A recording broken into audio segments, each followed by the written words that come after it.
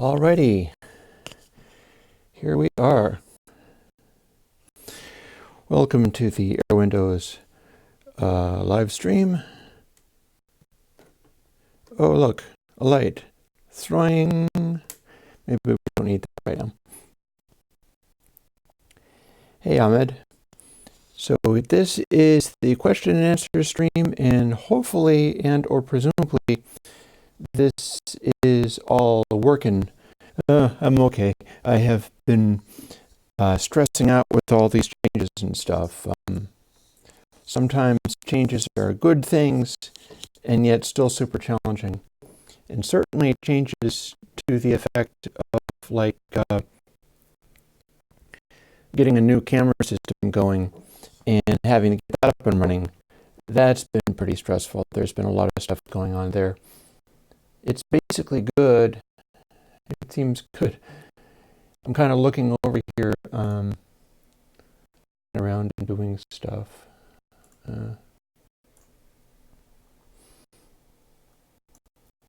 Let me try to set up this setup.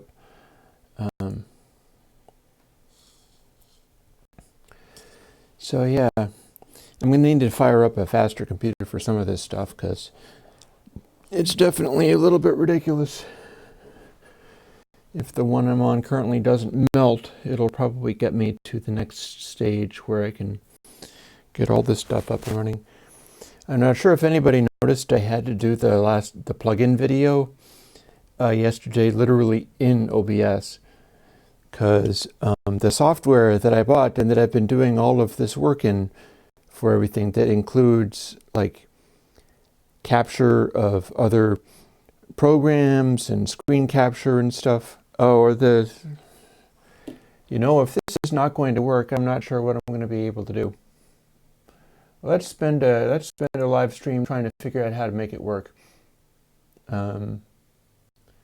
Because I can't tell you what's going on. Yeah, we're running like 50% CPU.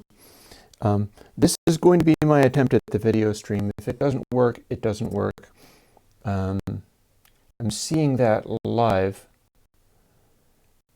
Possibly it is because I'm also trying to run Firefox at the same time, which I have to do because I need to get your chat in there. But I can try to settle it down. Thank goodness I was at least able to do the plugin video right, because if I can't do these anymore, I'm going to have to upgrade things. I'm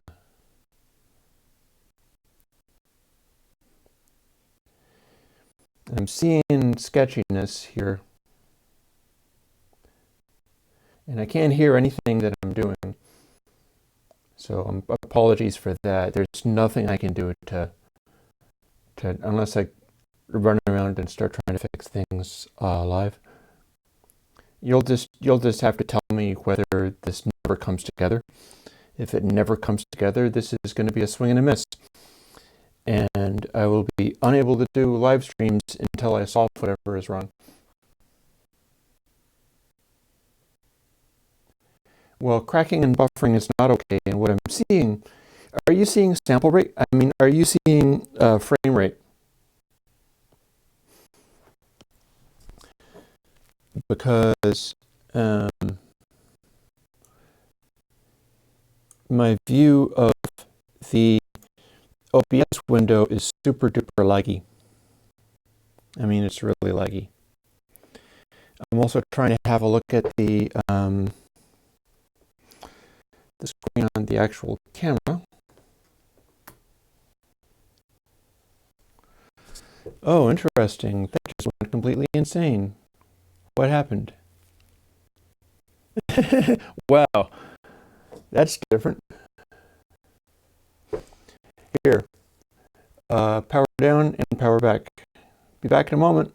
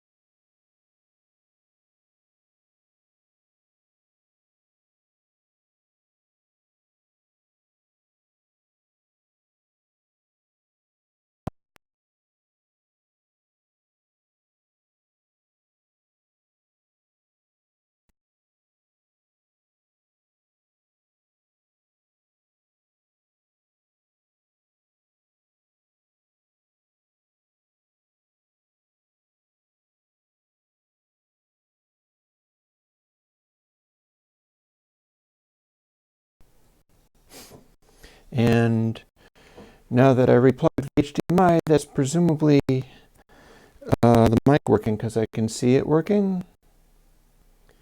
But I am not seeing frame rate happening. Guys, hang on a second.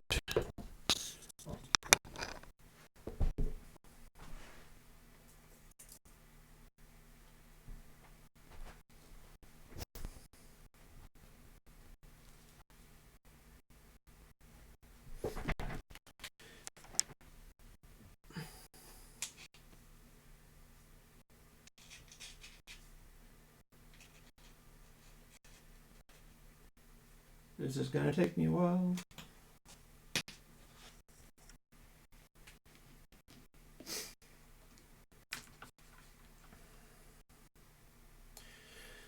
These are what I was using on the other video. And I don't think that's actually going to make a difference. But that's all the flashy new tech, none of it's working. This is what live streams is like sometimes. Alright, so game audio capture, monitor and output. And this is stuttering. That's not great.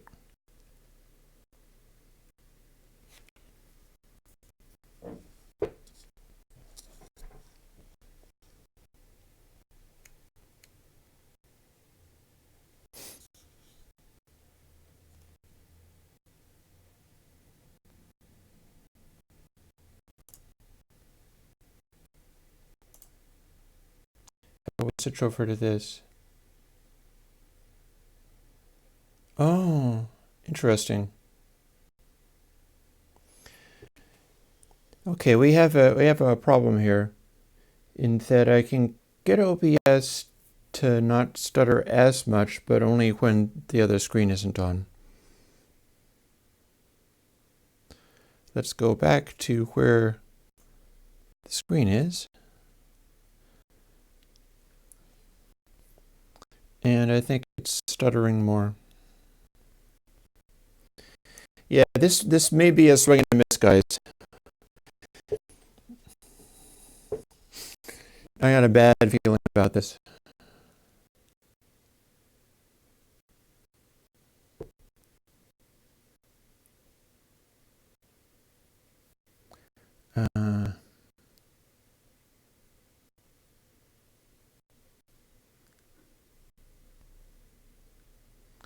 Some of the issue there.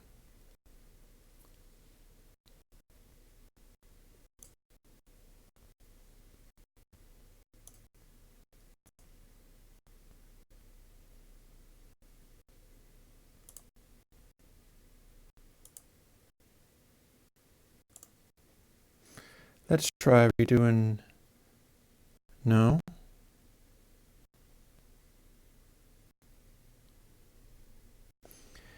Yeah, I can tell the sound is stuttering. You don't need to tell me about that.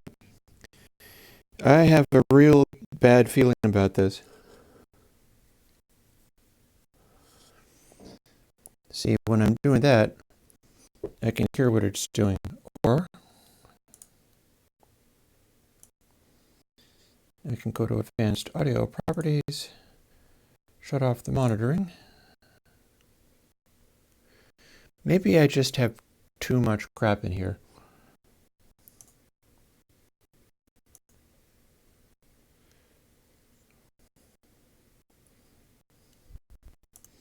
Yeah, OBS, out-of-body experience, right?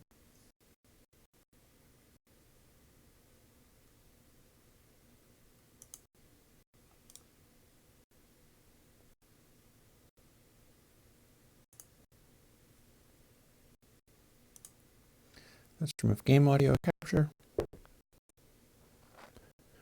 It's doing a lot of overlays and things.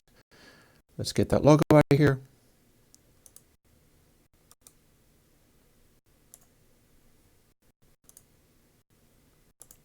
Let's get this text out of here. Now it's starting to look almost like... No, this ain't... I don't think this is sample rate. I think this is the computer that I'm running can't handle this. What else can I get out?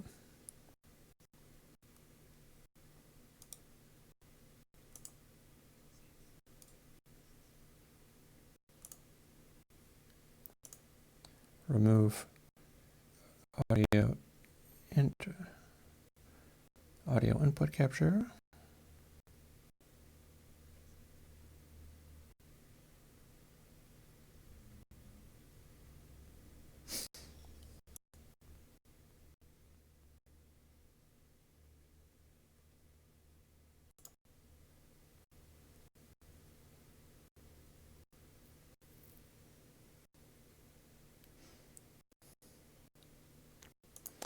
So I can still see you guys.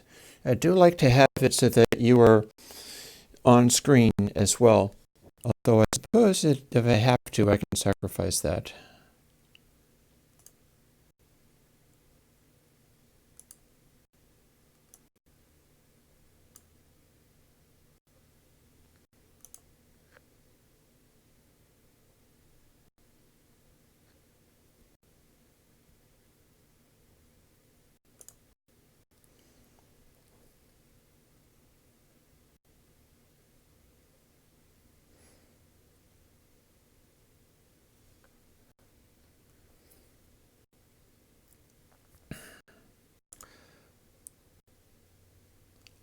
This is definitely going to be a dumb stream, but we will do as well as we can. I'm pretty sure, here's the problem. The last one that I did, the plugin posting video, that was being done running Logic. But this is done running Firefox. It could be worse, it could be Chrome.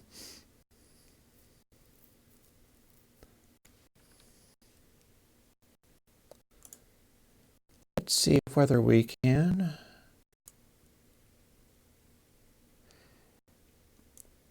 So now I only have the one Firefox window even open, and everything else is shut down, and everything else on the computer is shut down.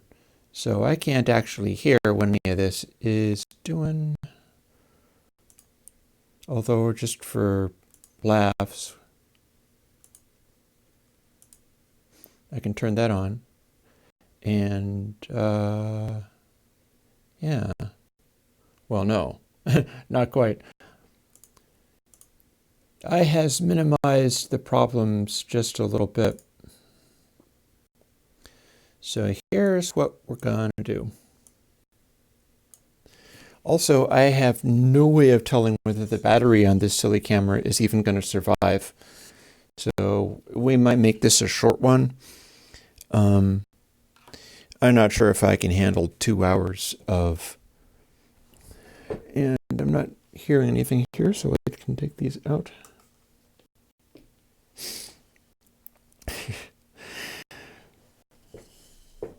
I am doing the best I can, but the problem here is the computer that I'm on. And the computer that I'm on is an old Retina iMac, and it ain't capable of handling this live streaming stuff. So, not with the real camera.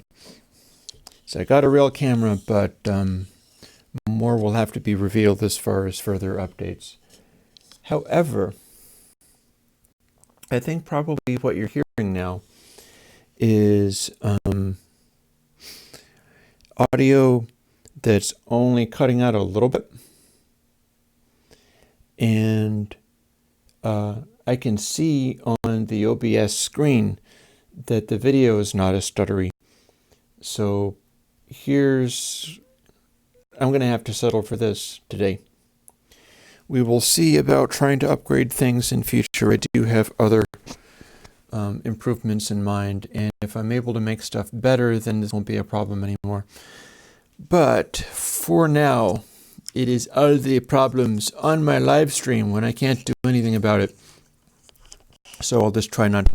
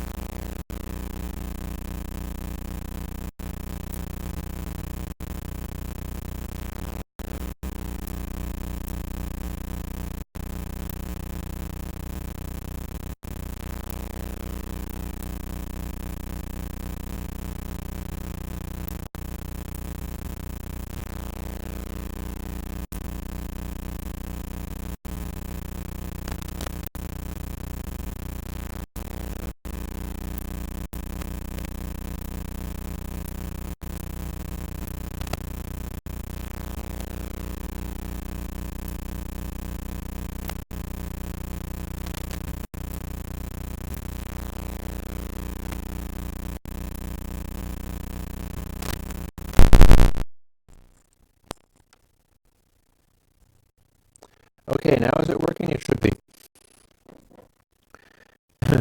That's really weird. Oh, this new rig is going to give me nightmares until I get it sorted out, but oh well. Caps, all caps, no sound. The sound's back, right? Maybe it was me touching this thing here. This is a lavalier mic. It's supposed to be much better. At least better than the one that I had. And I can see on the mic aux thing that when it's working, I can see the metering going on. So there is that. Oh, Lordy. Guys, this is going to become a comedy of errors. I can only hope that I will get it sorted out in the future. There's nothing I can do about this today. I can literally stop doing the live stream. That is something I could do. I could just be like, bye guys, I'm out. But under the circumstances, I can still, restore time. Under the circumstances, I can still answer questions. It might be kind of screwed up, but I can answer questions. Or I can sit calmly and meditate. How about that? I will sit without audio. And I will gaze into your eyes, not speaking. How's that for you?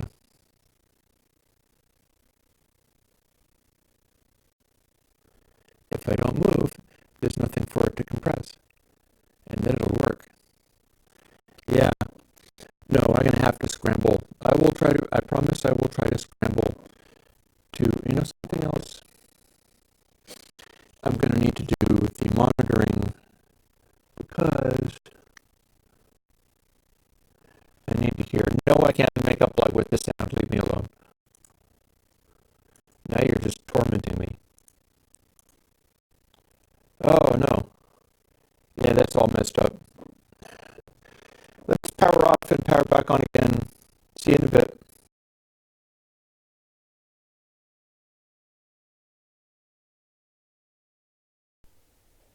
Okay, now what? Hey! I bet it's going to still cut out.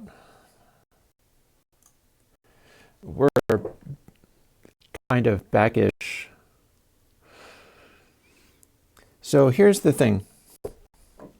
And I really want to make this, it is not echoing so fast that it completely screws up my voice, but it is actually a distractingly long delay. So what I'm going to want to do is put this somewhere where I can stick it in my ear if I want periodically, and that'll just give me a reference of how much dropouts it's giving me. because this has become a comedy of errors. It's not perfect, it's still dropping out. And this is either because of the connection, but I really think it's because I can't run OBS and Firefox at the same time. And I need to be running Firefox in order to see you, or notably to get you up on the screen. I could be seeing you and not have you up on the screen, but I'm used to having that, so have me repeat myself if I stutter too much. This is going to be, it's time for the freeze view. Please ask questions. Please do ask questions. And we will see how long this lasts. I gotta warn you, if this camera dies because I have no power for it and it's only running on a battery, I won't be able to come back. So that will be an end to the attempt at a first chat stream. But for the time being, we will see whether we can't get in there, and if it stutters, it stutters. There's nothing I can do about that today. I technically need a more powerful computer for that. The only thing I see people talking about as far as questions is somebody asking for Zappa for evergreens.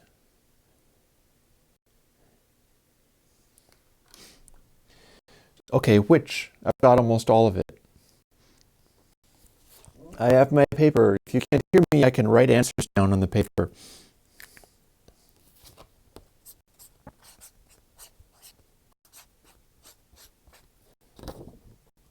Ta-da. There's actually all kinds of cool stuff that I can do with this camera and this rig once I have things set up so that the computer can support it. Because I'm telling you, this is really what has taken it down. It's not so much the fact that the computer can't run OBS, because it's managing that, but it's cranking at 54.7% CPU, which is presumably all that it can get apart from Firefox, which is eating literally everything else. And I really have no faith that any other browser is going to be any better. So I essentially have to do a computer upgrade in order to make this work. The original Retina iMac is not capable of doing it. And I don't believe that's likely to change. Chaim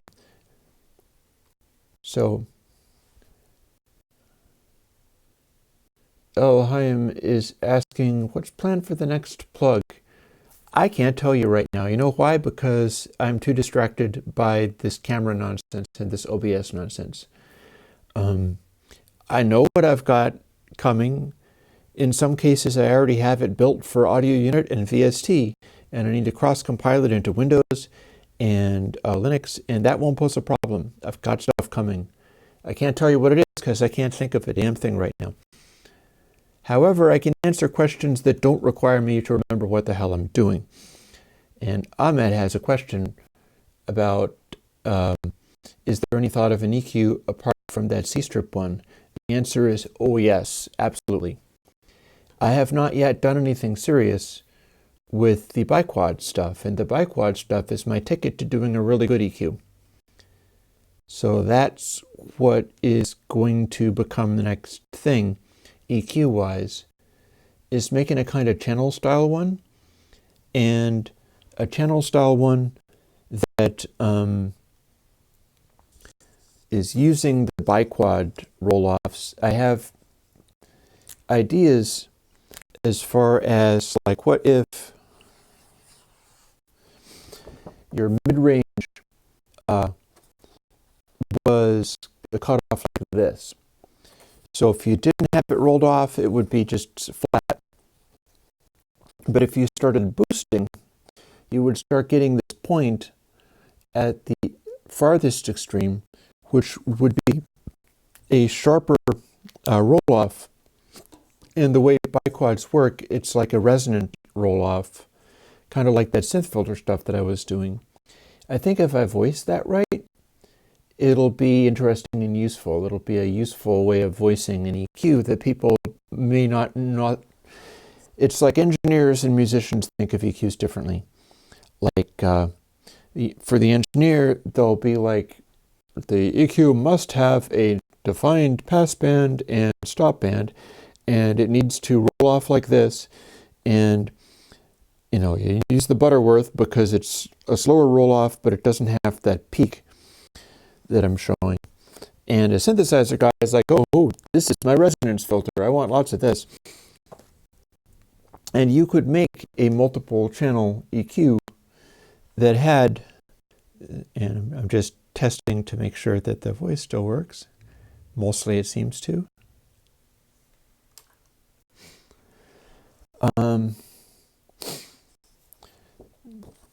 You could make a EQ using this kind of thing where all the individual bands are just kind of a subtractive methodology between sets of, like, you could do sets of low passes, right? Like, your low passes divide up the sound between different things and you add them back together to get the audio. So this low pass, if you subtract it from dry, this becomes your high frequency, and it has the inverse shape. So your high pass would be the opposite of this, and it would be just dividing it into two pieces. But then you take the remainder one and you divide that using another split of it.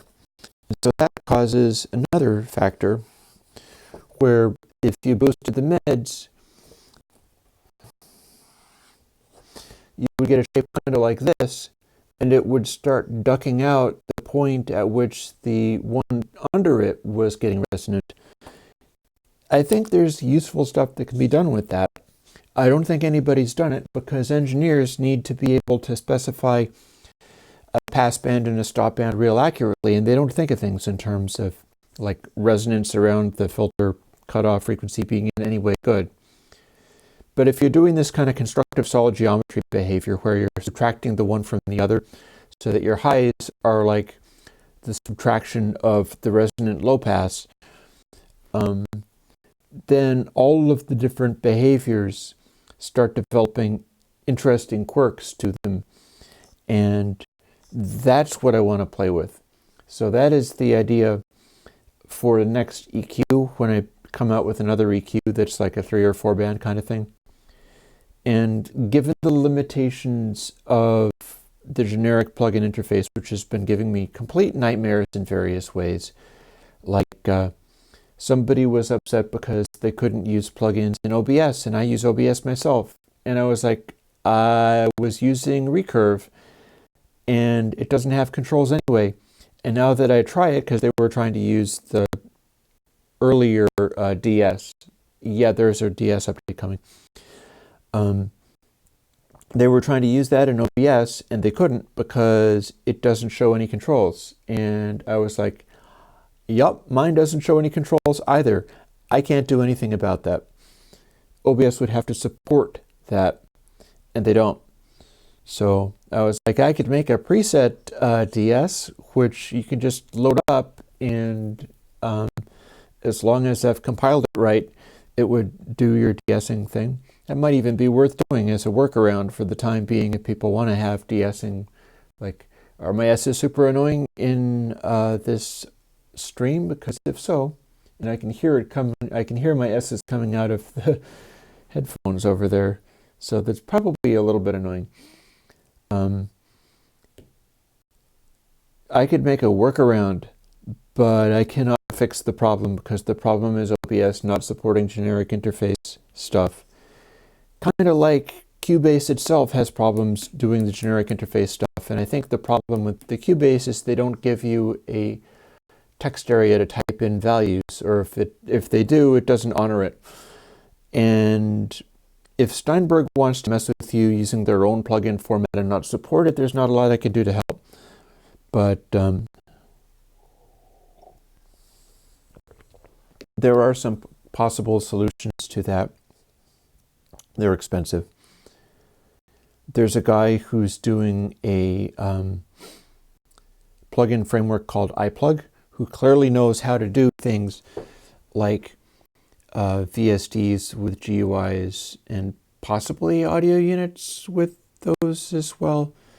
And what I need to do is have somebody with the technical chops to do that line of work, and I need to contract them and I need to pay them to build me some templates of stuff that would work, at which point I could switch over and start doing,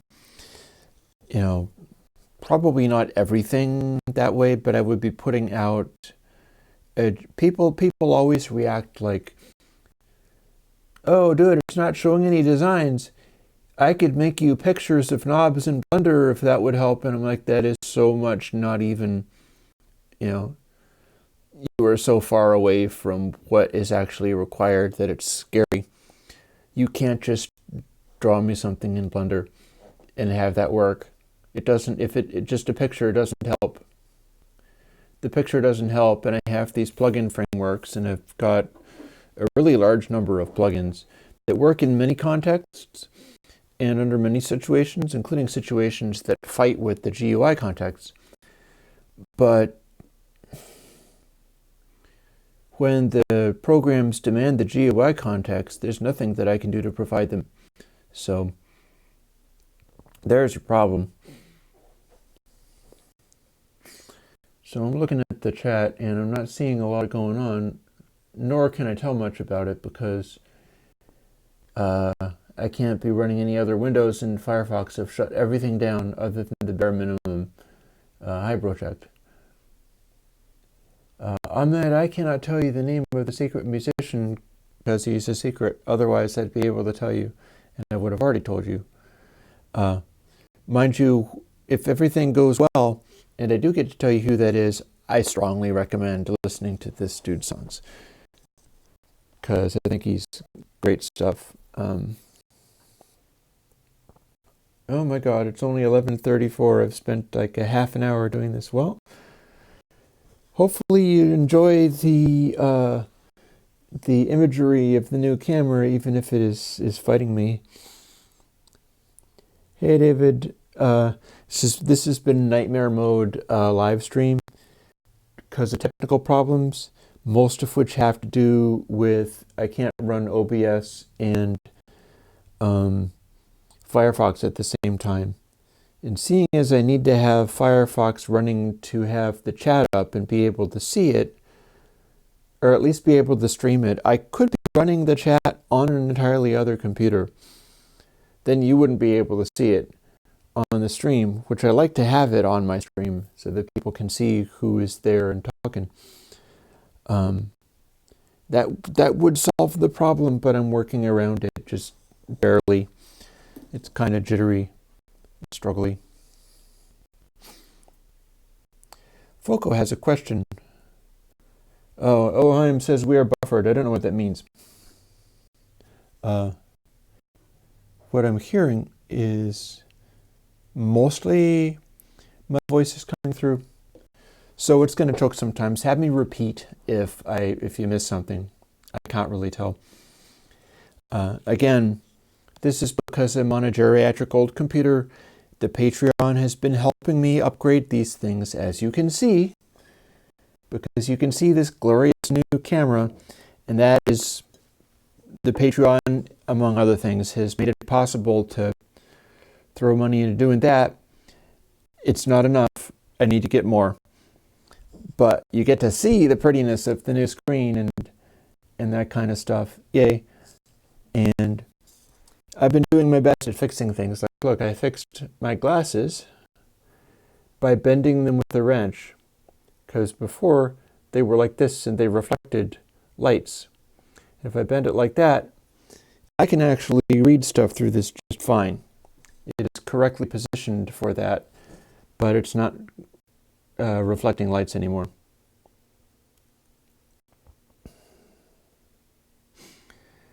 I don't know anything about GoodHertz plugins. Let's skip upwards a little bit.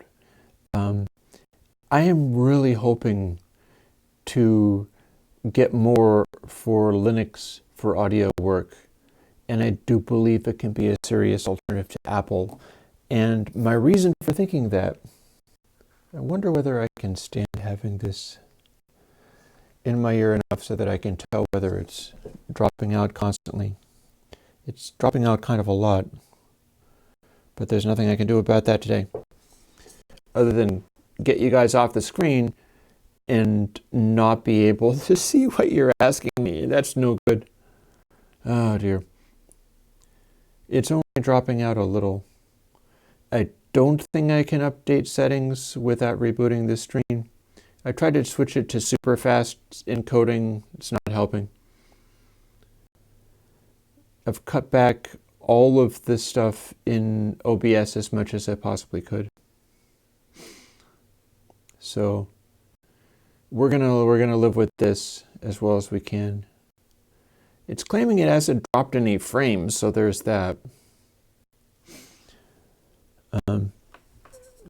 This is OBS, and this is my Mac not being able to keep up. More upgrades are due. I'm gonna have to scramble and fix all of this. Believe it or not, I might be able to, thanks in part to the Patreon and being able to devote everything from the Patreon towards all of this.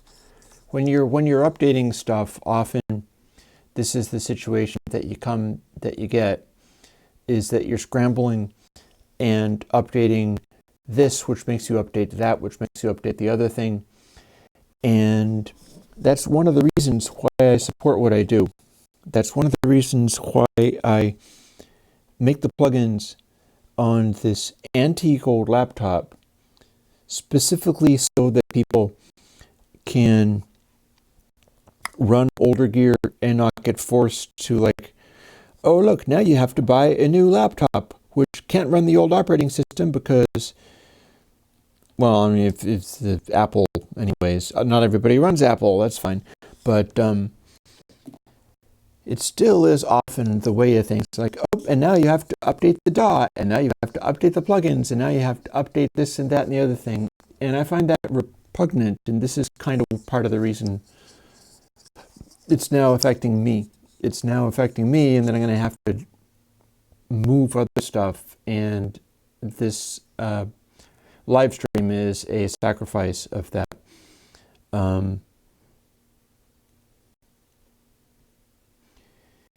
But that's why I'm developing on the old laptop, so that I can continue to produce plugins that don't force you to upgrade your machine, because this is what happens to you. You upgrade one thing and then 7 other things need to get upgraded, and it becomes a big mess. It is a mess that I'll live with, but it is a mess nonetheless.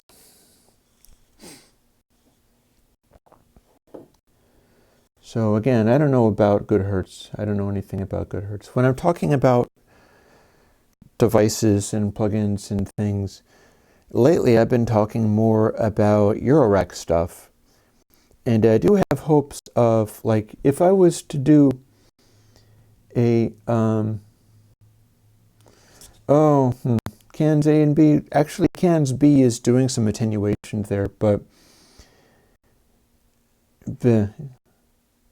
I wouldn't be putting a peak limiter on there. I would be saying, like, don't mix stuff that loud. It's always possible to clip the output of your DAW. It's not meant to be a monitoring thing where it's like, oh yeah, this is going to be perfectly clean under all circumstances. Like, I kind of believe that cans C and D, notably, actually, David is saying cans A and B are also doing that. It's weird that A is doing that because A is really subtle.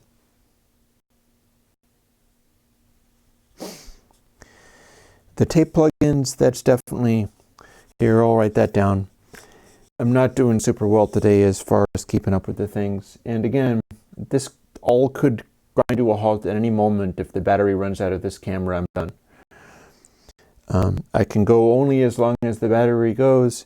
I can't look at the battery indication, because if I open that little screen on the back, it seems to blow away the, I had to restart the camera in order to get that to work. Also, I think that the opening and closing of the screen on the back of the camera also screwed up the stream, and I had to restart the camera. It goes black periodically.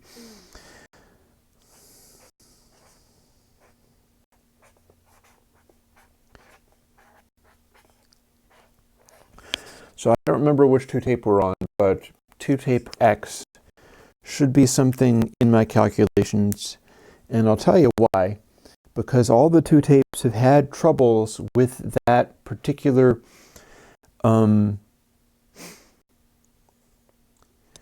tape head bump resonance thing that's also like the Fathom 5, etc., etc. All of my bass boosty type stuff. That's also the code that goes into 2-tape.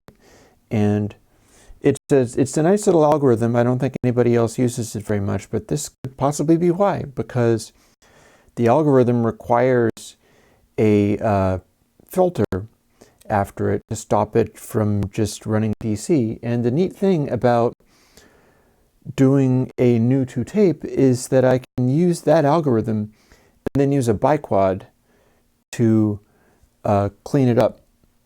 So the biquad can simultaneously stop the DC of the head bump, and also it can rein in any noise that is coming out of the head bump thing that's higher than I want, because head bump is capable of generating harmonics, but it's not really about that, and it would probably be, I could do something useful with the head bump code by running a bandpass biquad filter in there, and it could be fixed so it doesn't have to be one of the synthesizer ones.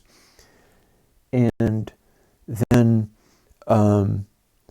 that could be voiced good and low, and it doesn't have to be steeply resonant, but it's a fairly efficient way of doing that, and that would cut out super lows very effectively.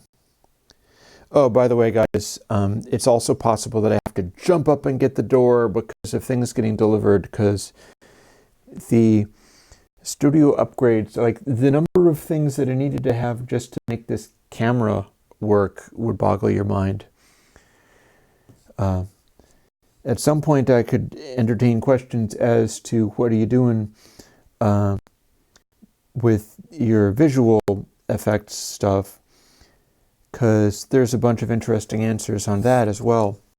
Like here's one that maybe I can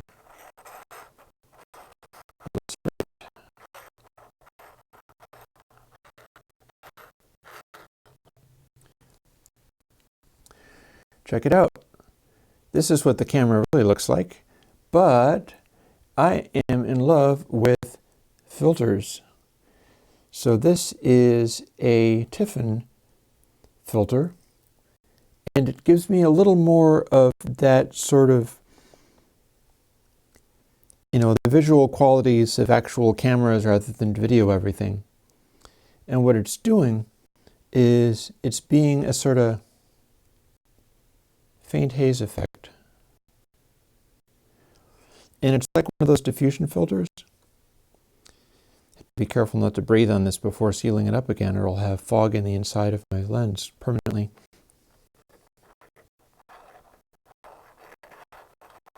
And through using that,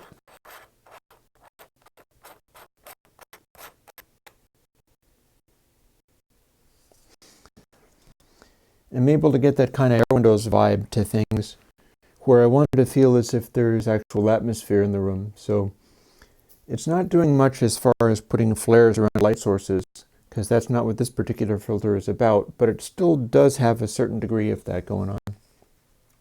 Let me just check my audio again. And it's still hiccuping. I was actually hiccuping earlier today, so we'll just live with it.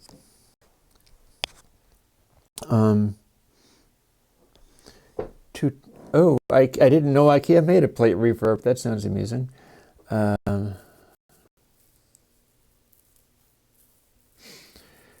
2-tape is meant to be the sort of high-res one. Iron oxide is meant to be sort of the plug-in style, smash the sound kind of one. Smash the state! And that's not necessarily bad. In fact, it's got similar characteristics to if you were using a biquad to get mid-rangey.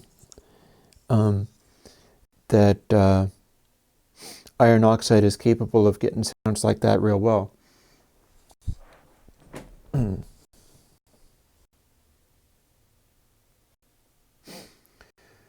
So Ahmed is asking, can we put 2-tape followed by the biquad?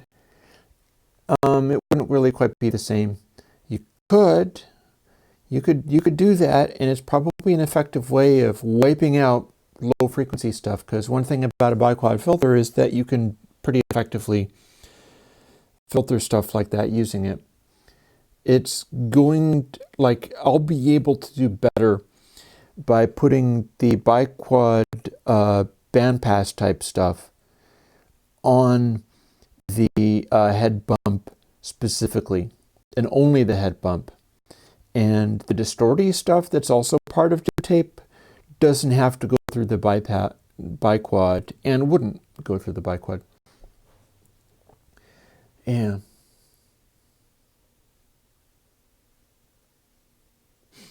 So Mute Tourette's is not loving the filter. Well, you're presumably not talking about the Tiffin filter. You're probably talking about the way that the sound is choking and fritzing out all the time. And again, I can't do anything about that until I update my computer systems a little bit, which could happen sooner than you think. But, you know, I mean, notably, I will point out that one way that I could jump beyond this CPU level, the computer's power level, like back in the day, this was a pretty spectacular, like, iMac. And it has a decent amount of RAM in it and stuff. And the screen's okay, although it gets a certain amount of screen burn-in and stuff kind of lingers on the screen longer than it should, which is lame. But that's back in the day. Like, that is... You were talking about the Tiffin filter. You don't like it? You like stuff looking like it's in a vacuum in outer space? You wouldn't believe what the camera is capable of doing, crazy Instagram filter type stuffs too. And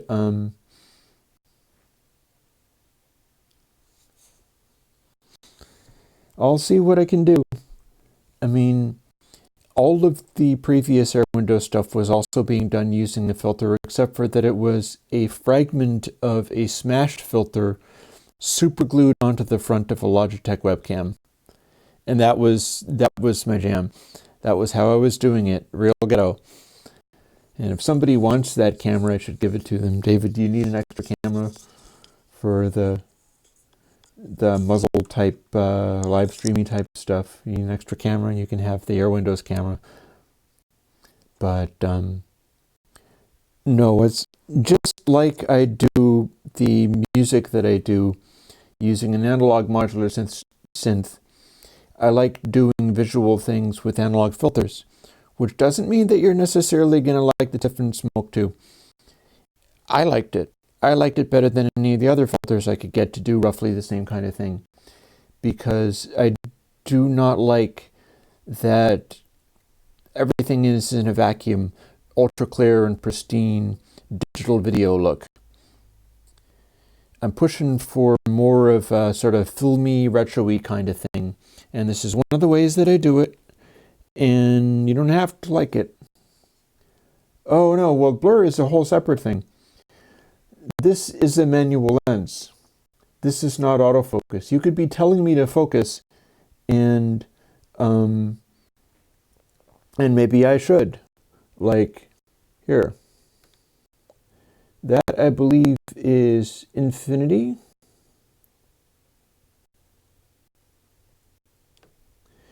And then this is as near as I can get.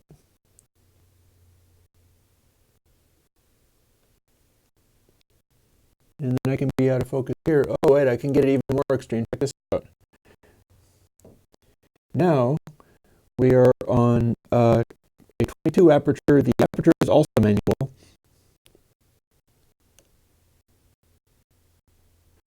So I can zoom in really close like this, or sit back a bit,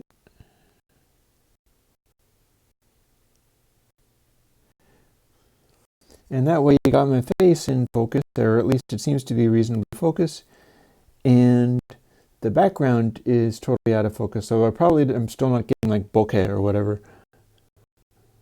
And that is because that is a really wide aperture. So it is capable of auto aperturing. So there, now that's back to most things being mostly in focus. But,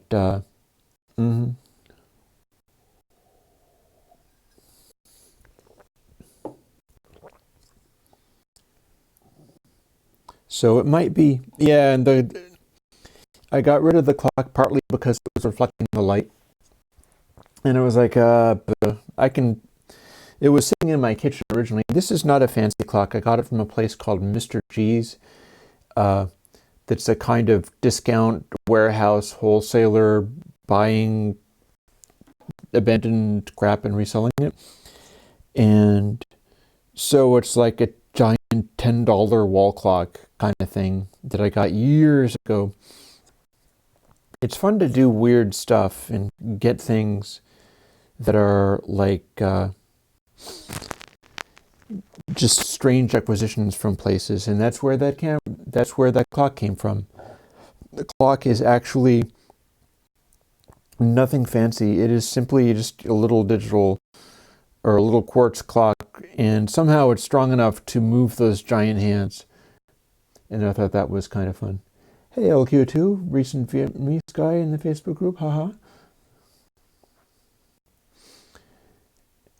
So yeah, I'm definitely happy to get feedback on the visual things and stuff, which doesn't necessarily mean you're going to like my aesthetic, and I might do stuff that you don't like. In that case, it's like, well, I do music sometimes that is intensely outrageous, and people have more or less given up trying to persuade me to play notes on my guitar that are diatonic or whatever. Although I have a concept for that as well, where I think I was talking on the most recent video for the plugin. I have been building things with my little soldering iron. I have been building Eurorack modules, and I've got a bunch of different kits. It looks like I'm not going to be building those on stream. I suppose maybe at some point, especially if I was doing them and then reselling them, I could do a stream specifically for building stuff. I could, or if I had a concept where I was able to redesign this kind of stuff. I was talking about the radio musics, and that is a very interesting thing for me, where I have found a platform, kind of like the Axolotl platform, that I can do interesting stuff with. Radio music is from Music Thing Modular, and it's this little Eurorack thingy that has like 2 inputs and 2 outputs. Like you can have a trigger input, and then there's an input called station, and there's input called start, and then there's a single output. And what it is bass, and there's some LEDs. And pretty much all it is I would say very cheaply available DIY basis for a chip called a Teensy. And a Teensy, oh, the thing in the top left of my screen, that's a microphone. That is a Studio Project C1 microphone, where the entire top case was cut away, and I removed all of this sort of grill work from it and everything, so that the element just literally stuck out, in efforts to make it sound clearer for recording stuff, at which point it also picked up lots of hum, because the screens and stuff weren't just there to protect you from poking the thing, they were also a Faraday cage. They were stopping hum. So what looks like this silver squirrel is a Studio Project C1 that's been ripped apart and gutted, and then the bit on the bottom, because it is element down, is Mylar. silvered mylar that has been clamped onto the outside of the microphone with a hose clamp. So, yeah, Airwindows land can get pretty ghetto at times. And one of the things about the mylar is it is actually doing a very good job of protecting against hum, but it is also not letting sound through very well. So when you put the mylar on there, it makes everything much more band limited, and the highs go away and the lows go away, and it's not the most successful of experiments, honestly. But, you know, hey, excuse me. So yeah, sorry about the popping latency thing. I can't fix that. I can't fix that today. The reason is that it's crunching my computer to death with CPU because I'm trying to run Firefox at the same time. I'll try not to do this more than once before I get some upgrades in and have stuff working better. I'm on track for some of that stuff, but today we're stuck with it. I do believe that tomorrow is going to be fine because I'm not going to be actually running the web browser or even Logic when I'm doing the Music Jam tomorrow. So I'll be able to have like nice visuals in my Music Jam tomorrow, but that's not what we're worried about today. We're complaining about how my audio quality is bad today and I can't fix that today.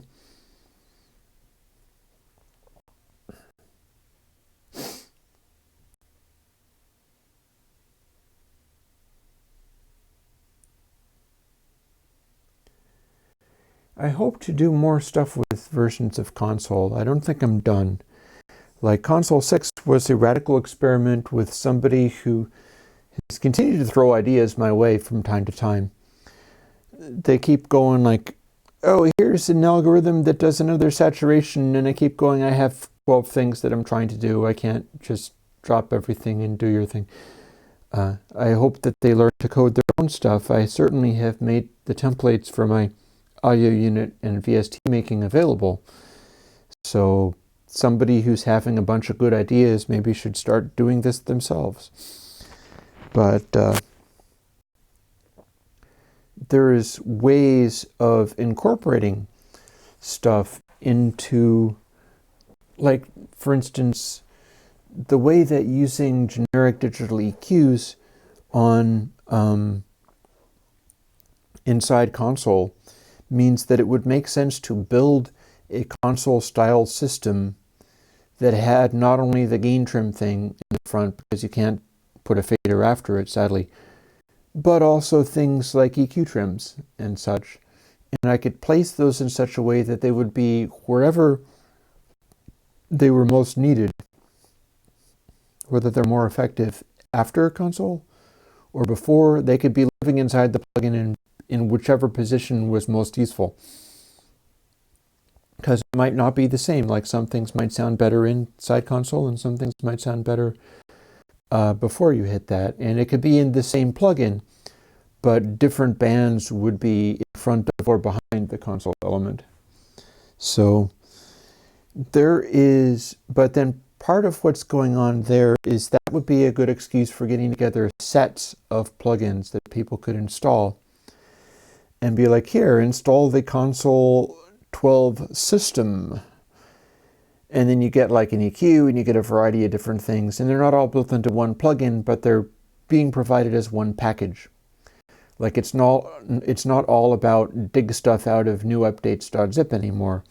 Instead, there would be distinct packages that included sets of stuff, and you could start with that. And you wouldn't necessarily ever have to go and dig out new updates.zip unless you felt like digging through a lifetime of plugins, because it's kind of like a lifetime of plugins.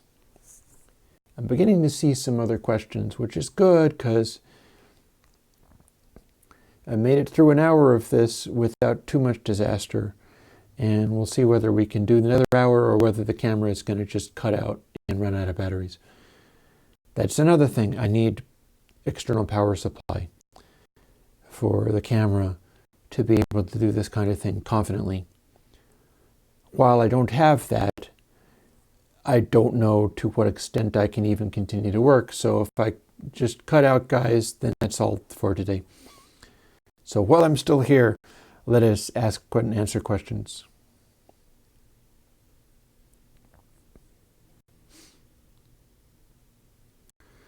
What level is good for tracks going to other plugs like channel 7 at the beginning of our inserts? That depends upon how you want it to act. Like some of channel 7 is level dependent and some of it is not. The high pass inside channel 7 is not level dependent. The slew limiting is slow dependent, and the distortion is level dependent. So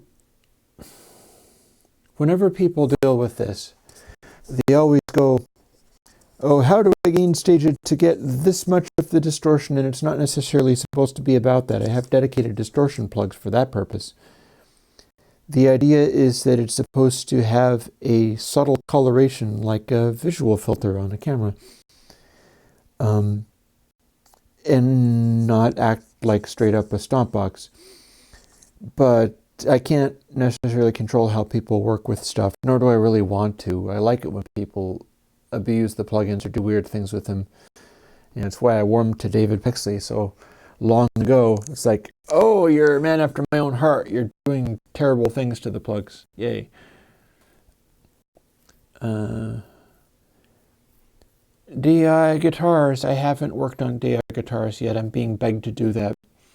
That's going to be something that involves biquads and my distortion algorithms. And I'll come up with something, and it hasn't happened yet. Interstage and channel 7. I haven't been hearing much about Interstage. I hope people appreciate it. However, some of this stuff is just there for people to try in case the one person in 1,000 is like, oh my God, this is exactly what I needed for my aesthetic. And that's what they're there for. So for the 999 people for whom that doesn't really make sense, that is absolutely fine. You know, if I needed to do stuff that applied to everybody, I wouldn't have over 180 plugins out, kind of thing. And Dirk, absolutely ask more questions if you want. And don't go to a higher contribution than you can afford. As you can see, I'm doing fine. I'm able to get like upgrades together and more, well, you can tell that I don't have everything worked out perfectly yet, like the sketchiness of the audio. And the funny thing about it is, like, this is a really good microphone, but yeah, the computer is letting me down. Everything needs to get updated in turn. LQ has a question that has not been retracted because I'm seeing a lot of message retracted. Linear phase EQs. That's legit, but it's not really relevant to my aesthetic. It's not really relevant to what I do with sound, because I'm much more interested in doing things like biquads that are not linear phase. Linear phase is a way of getting a technical performance at the expense of a time domain performance.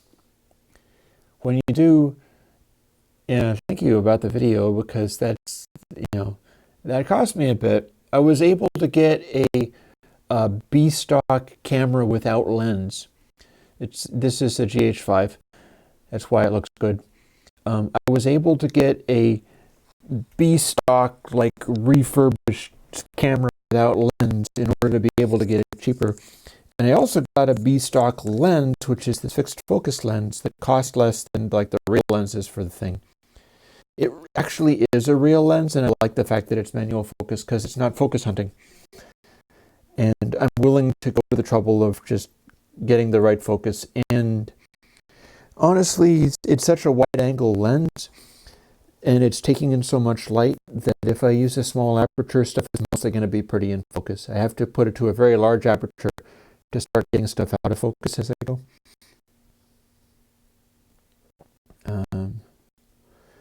But yeah, linear phase EQs. I'm generally not so much of a fan. They're also going to force you to run more latency because you need to have the you need to have space for that pre-ring. You got the pre-ring, you got the EQ factor, and then you got the post-ring. And that's how you do a linear phase EQ, is it is symmetrical to the instant in time where you're at, meaning that you must run some latency to make it happen. And the steeper of a filter you use, the more latency you're going to have to run and the more pre-ringing you're going to have. If you do a incredibly steep brick wall filter, which are not particularly musical things, if you do an incredibly steep brick wall filter and do it using linear phase, that can sound good as like a sample rate conversion. Like the program that I use, Brick, it can sound really good as far as doing a incredibly good resistance to aliasing. And it takes a long time to run, does Brick. And that's because you can define it to have like 2 minutes of pre-ring and post-ring. Like the latency of Brick, if it was running real time, would be absolutely hilarious because it is using so many samples to calculate its thing. It's doing a linear phase kind of thing. That's your sort of like sync interpolation kind of deal that they do. And it's using such a wide window that your latency would be like 4 seconds. It would be impossibly ridiculous. So as far as the plugins that I make for people to mix and perform with, I am much more in favor of doing EQs that have phase irregularities and just work with them. Because analog EQs, which I like the sound of, are not linear phase. They have phase irregularities, and that's just part of how you get the sound out of them. That's part of what makes them sound as they do. So, yeah. Oh, David, I saw that you got the Motu. Cool. That is the kind of thing. Any of you who are getting like new kit or whatever, by all means, shout it out. I'll go like, yay. Because new kit is great fun for all of us, and we can all enjoy that sort of thing. So Ahmed, you're talking about doing things with the limiter that are pretty nonlinear. So that's the problem, is you cannot separate out, like you can do things like sidechaining, where you're doing that New York compression thing. I have a plugin, pressure, that allows you to do that, where you are doing a dry-wet thing and actually smashing the compressed version. And what that effectively does is it brings up the little subtle,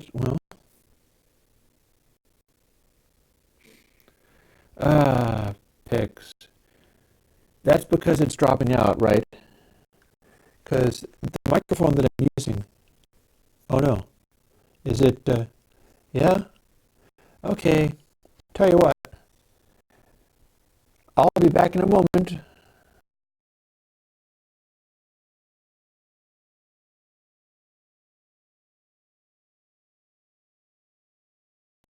And, oh no, we're back, and it's still completely horrible.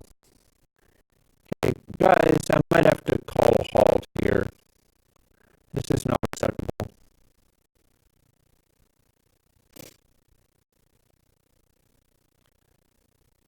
Yes, I noticed the sound is bad. This is not something I can cope with, where people are like, the sound is horribly shitty. Like, I get that it, maybe if I mute it and unmute it.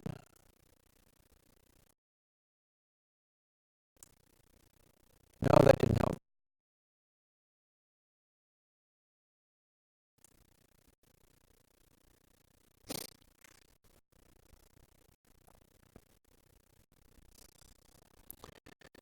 I'm going to admit defeat.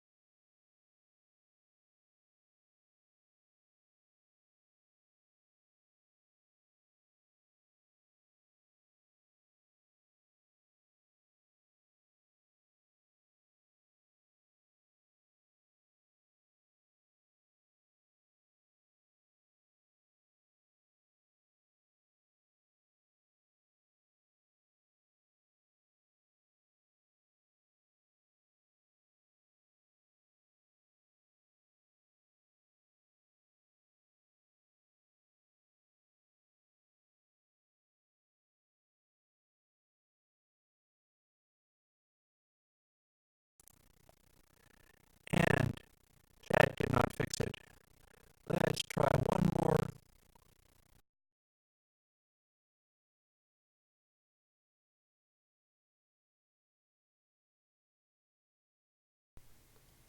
Power cycle. And, my God, that worked. Okay, so...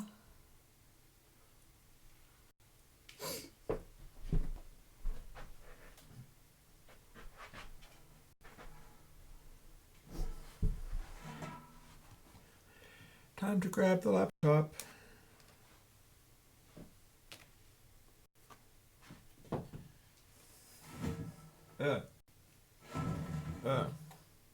This.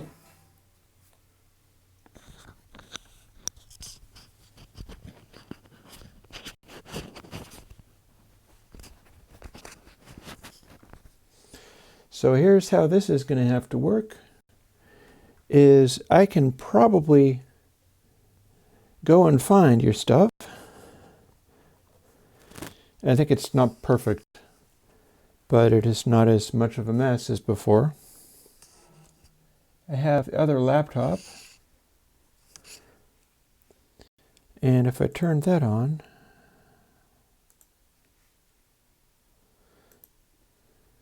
go online, and if I'm logged into all the right things, then maybe I can at least see your comments, or I can live stream like my own thing.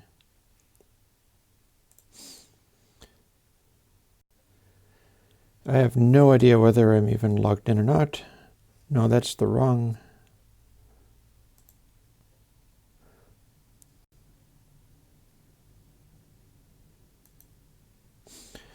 So I'm going to see whether I can't make this actually work. See, right now I can't even see you. I can't even see anything that you're doing. I've got a login that I can't do. That's not going to work. I'll see whether I can't watch your chat along with the live streaming, which is actually undergoing at the moment. So we'll have really significant delay. Oh, hey, new Adam Neely video. And I've got hide chat. This actually work.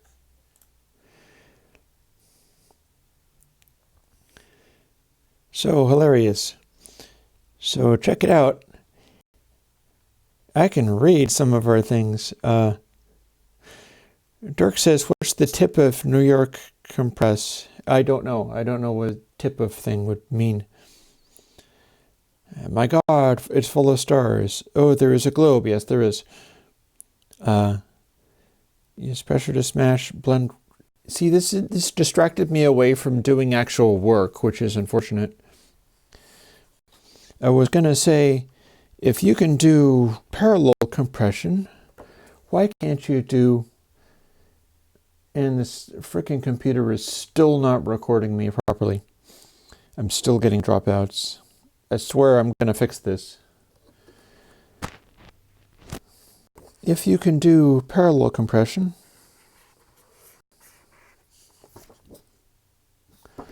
why can't you do inverted parallel compression?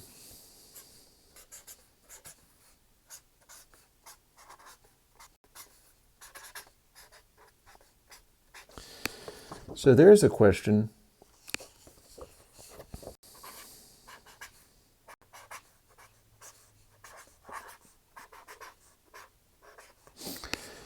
So that'd be do a inverse dry wet on a New York style compressor.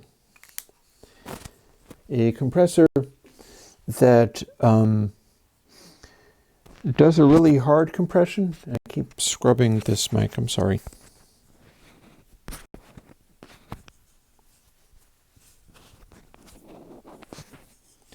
Move it a little farther away. See, the New York style compressor is about smashing the heck out of a compression and then just breathing a little bit of it in, which is actually what the in dry wet does anyway. But if you're doing that and you've got the really smash type stuff, it will bring up really low level things. And then if you have it assigned as inverse, that's going to tend to cancel out the low level things. So that gets you what? Let me scroll up a little bit. Who was it who was talking about this?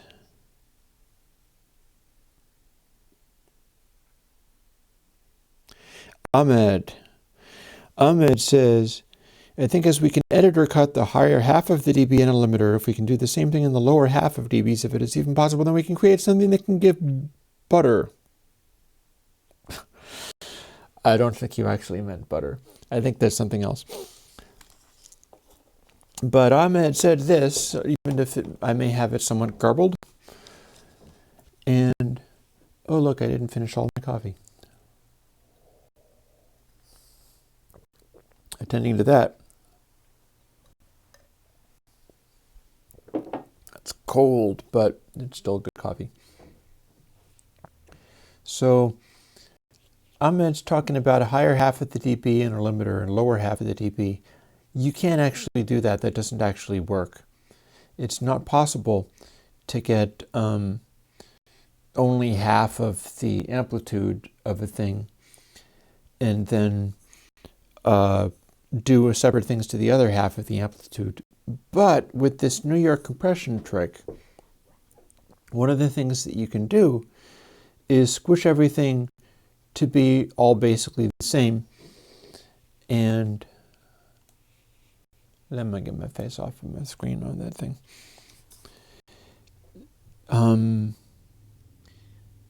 Using that, because the dry wet thing works as parallel compression, anything that I update to inv dry wet can be used to take the low-level details out, or at least take them out in a kind of sketchy way. It'll wind up being kind of weird, but that doesn't scare anybody, right? You're down with the weird. You're down with the strange plugins doing strange things. We are comfortable with that kind of stuff. So that's something for me to approach. And I have, since I started doing the update to DS, which I'm hoping can come out pretty soon. That's using a sense circuit, or DSs always kind of do, but it's letting you solo the S's by that sort of null test behavior. I always talk in circles around this kind of stuff. It must sound very confusing. Put it this way. You can solo the S's now in the new DS. You hear nothing but the S. And that shows you whether or not it's interfering with other stuff. And then you switch it back and you're subtracting the S again. Well, that would work with the compressors as well.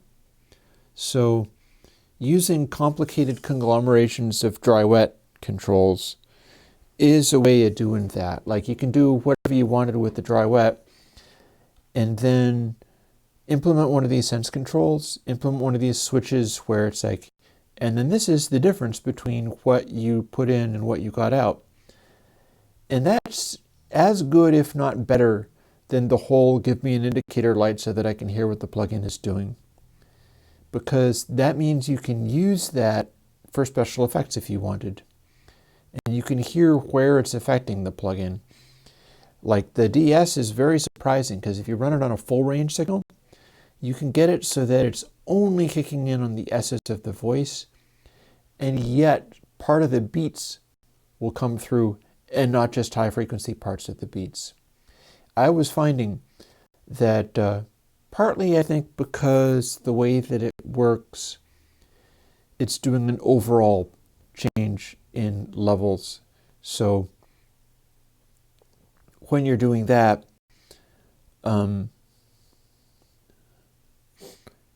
if you're nuking the S out of the sound, all it's really doing is attenuating everything, especially if you don't have the filter set. If you have the filter set full open, then you're ducking the entire track. So on the soloed version, you're hearing stuff like bass drum beats because it's kicking in on percussive noises. And then it's ducking out the full range, not just the percussive noises. So it's useful to have this reference thing. When I have the new DS come out, then you'll hear what I'm talking about. Let me scroll right down because I'm losing the whole chat lots.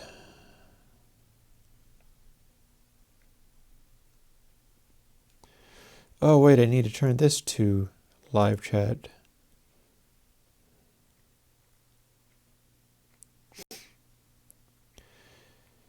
I got a series of questions. I can probably do this and then go until 1 like usual, unless of course the camera cuts out because I need a power supply for it, just like I need a new computer to be able to run the camera and composite things with it. At least I could do a plug-in video with what I've got. But yeah.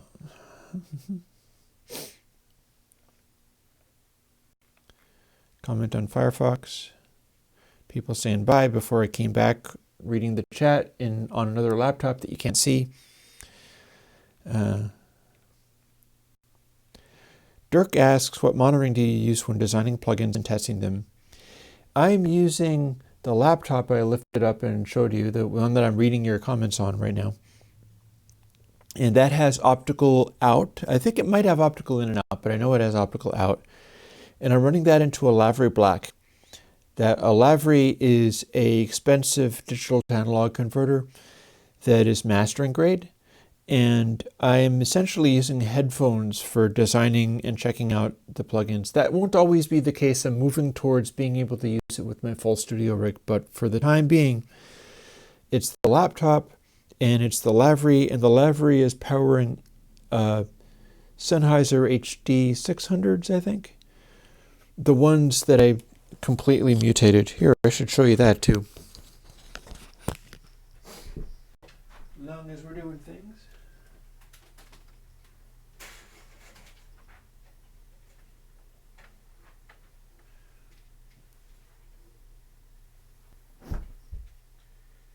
It picks up so much dust and lint when I drag it around on the ground like that.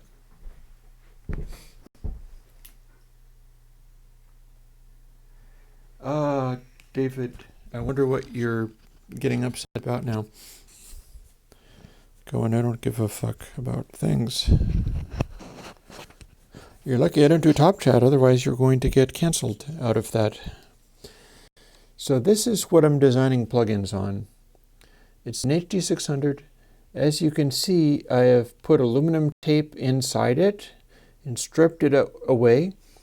And the side where my ears go, there's more aluminum tape sealing up that to make a more low frequency barrier. And the diaphragm of that element is completely exposed. I wanted it to be as close as you could to just nothing between that. It is very much open back. Like I could talk right through this and you'd be able to hear it. There is as much space in there as I can make. And there's as much openness to the outside air as I can make.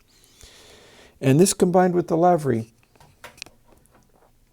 becomes a pretty respectable way for being able to hear what it is I'm working on.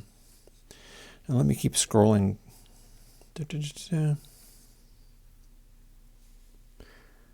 Man, I gotta catch up. I doubt the audio sounds that great, but it's better than nothing. Move it a little closer to my mouth like that. And since I shut down Firefox on that machine, the one that I'm streaming off of, it's probably derping up less. Probably still doing a little bit of it, but I also have some more plugins to make because I have a plugin to make for the specific purpose of taking a mono input like I have on one of these microphones. The microphone I'm talking into is going into the out and it's coming across as only left. And in OBS, I am telling it to be mono, and what that's doing is it's taking it down 3 dB. And I don't need it to be taken down that much. I think I'm coming across as a very, very quiet compared to what I would normally be doing. And I think that mono is after any plugins I run. So I'm going to be making some plugins. I've got them on the laptop right now. I'm constructing them. It's right-o mono and left-o mono, or right 2 mono or left 2 mono. Because I need to make it so that if your microphone channel is on the left, as mine currently is, it'll just go right-o or left-o, and I can tell it, here's what I want you to do. I want you to take that left channel and duplicate it over to the right channel and change nothing else. Because when I'm taking stuff that is actually, 2 stereo channels, one of which is garbage, and turning them into mono, it's taking the one channel down like 3 dB for pan law. And then it is also taking the garbage that is in the other channel that is nothing useful. And I can tell this on the mic. If I don't have it set to mono, what I see is one side is behaving like the actual microphone, and the other side has just little traces of garbage around 70 dB down, which is what the camera is doing with the compression turned all the way up, and it's reading like the sleeve of the microphone element. And there's nothing but garbage in the other channel. I don't want mono. I want to copy the actual good mic over to the other channel and have that be my mono. So I have plugins to make for that, and I'm going to have that going on by next week for the next live stream and the next plugin video making. But we're hanging in there and dealing with these adaptations.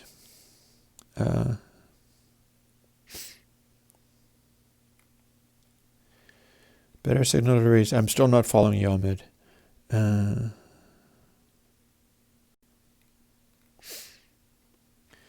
Yeah, we're all strange here. So, and now I'm having to read from across the room, and I can't hold the laptop close enough to me to be able to properly see it. So the glasses aren't actually helping, and I have to look over the top of the glasses and blah blah blah blah blah. This is such a big. This stream has been such a mess. It's just hilarious. Yeah, sorry. I'll do better next time. I am here whether I'm in good shape or not today my spirits are reasonably high, but my tech is just suffering. Although it's much nicer in some ways than the previous Logitech webcam era, and my Sennheiser HD280s with the Rode video mic stuck onto a little wire and patched into the... I have the funniest rig for what I've been using all this time. It'll be more video friendly to have things like in-ears or whatever, or like these little guys that I've been using to hear what I'm doing and checking periodically to make sure that I'm even coming through, which I kind of am, although I'm incredibly quiet now. Oh well. Again, things to fix. But yeah, let me scan this. The new monitoring, yeah, like why is your level so hot that it would be clipping when you turn on? First of all, like CANS A doesn't do enough that it should be providing a lot of clipping.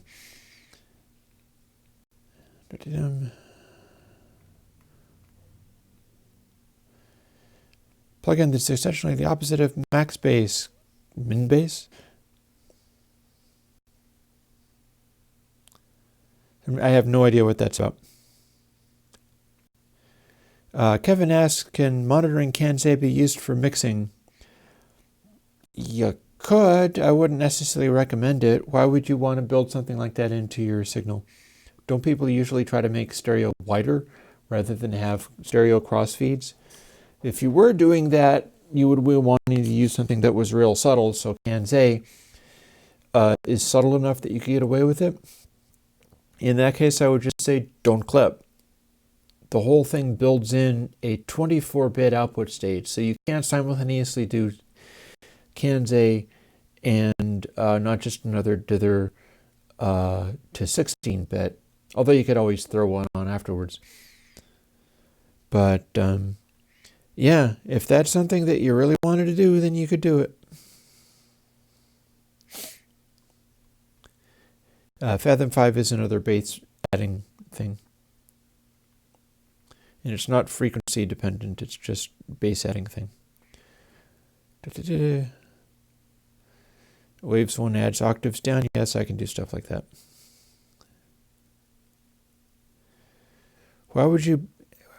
Which way to balance the sibilance between SH, S, T, and Z? Probably de-yesing is going to be the thing that you'd use for that.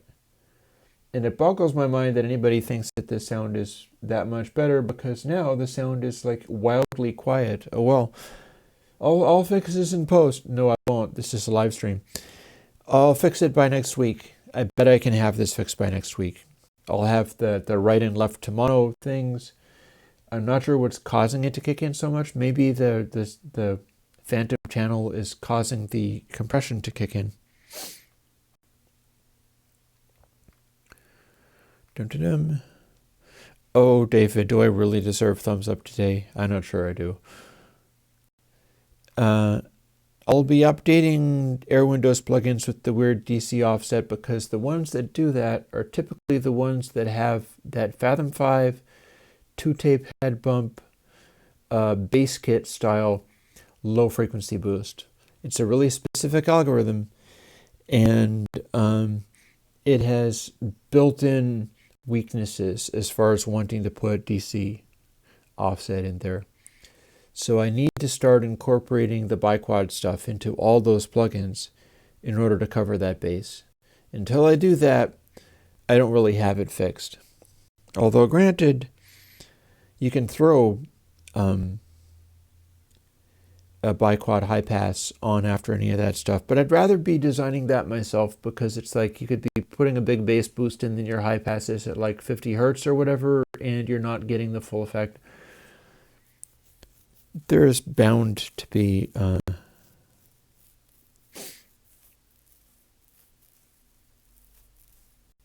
stuff to do.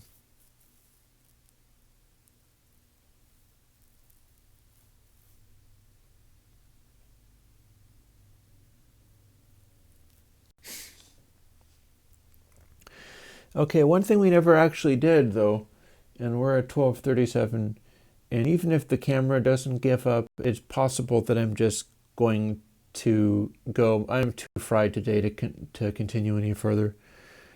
I am thrilled that I was able to keep going and recover from the audio glitches. I'm dismayed that my level is so quiet now. That seems horribly wrong, and it's not good. Although I suppose it's synchronizing and stuff. I'm still not following Ahmed. Don't worry, it's because my brain is fried. It's not your fault.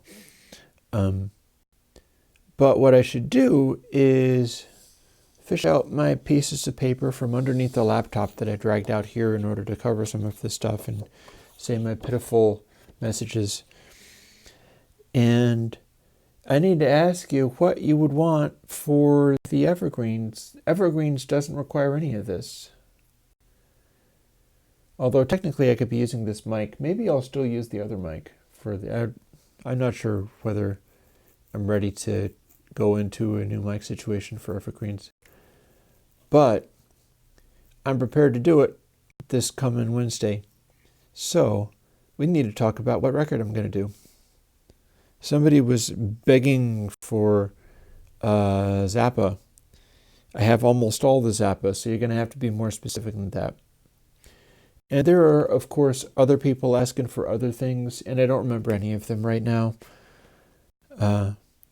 I hope I'm going to be able to get it together to do my work today, because I've got more coding to do today, but there were other suggestions, things that people wanted for records, and I did Fly Like an Eagle last week because that's been asked for multiple times. There's other stuff that people are still asking for, or that asked for recently, and I don't remember what it was, so I can't do anything about that. Zappa would be fine, unless Gail Zappa hunts. Well, no, I don't think that's a possible thing anymore. The Zappas have plenty of conflicts among themselves, but I don't think they would know about me doing this or be in a position to stop it. So I get nervous about stuff like that, where it's like, okay, it's not the record companies anymore, but if the individual people start getting upset and trying to make me stop, then that would be a problem. I don't foresee that being a problem in this instance, so I need specifics. Which Zappa? I've got lots of it. And I know that one of the things being asked for was Joe's Garage Act 1. There's Apostrophe. Apostrophe is a big fan for mine. Joe's Garage is not one of my faves, although I could still do it. I think I have Zoodalures. I forget. I can't look it up right now because if I launch Firefox on that machine, this stream will die. Because we haven't fixed those things yet.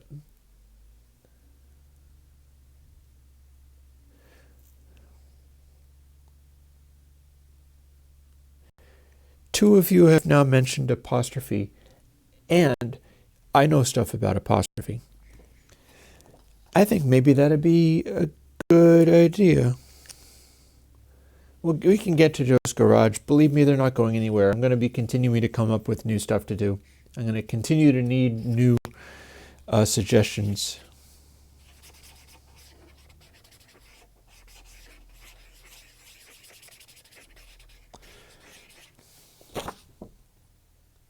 Apostrophe.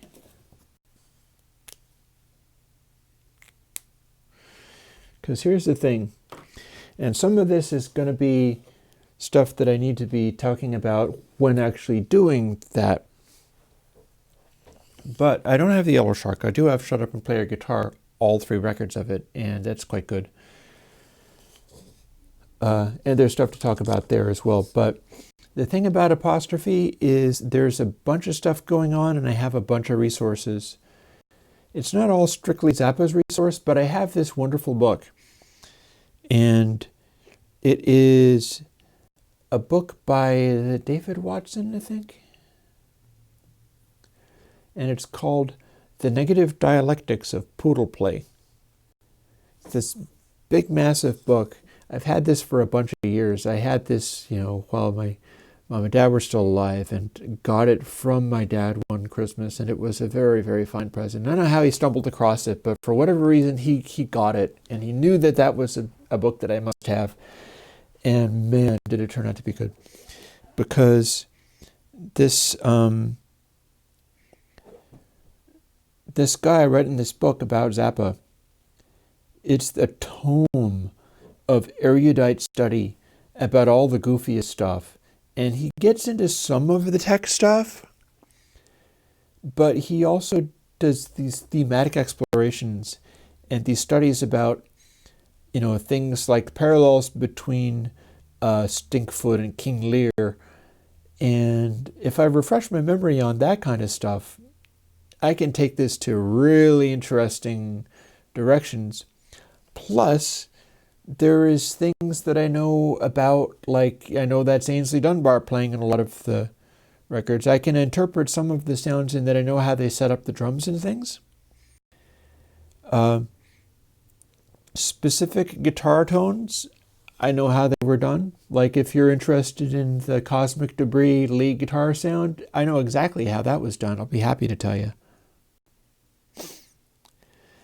And I'll bring as much of that as I can, whether it's like composition stuff, because Apostrophe, all the Zappa really, but Apostrophe has amazing compositional skills going on in there.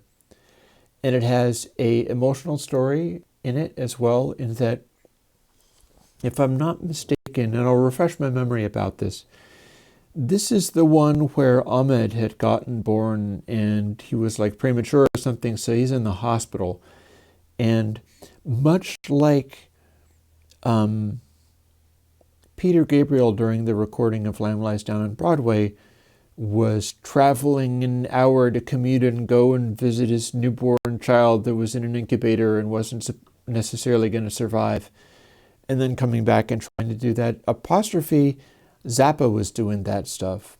Zappa was in one of those situations where it's like, my world is so in flux right now, and I have a new baby that I'm not sure is going to make it, and please hang in there a little longer. And then he's going back into the studio and doing his work, and it colors everything. Everybody starts performing with this extraordinary intensity because life just got real.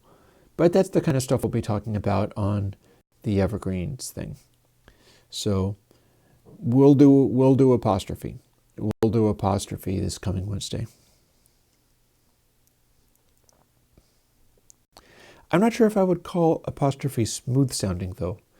It's very lush sounding, like that mid-70s Zappa. It's like 1974.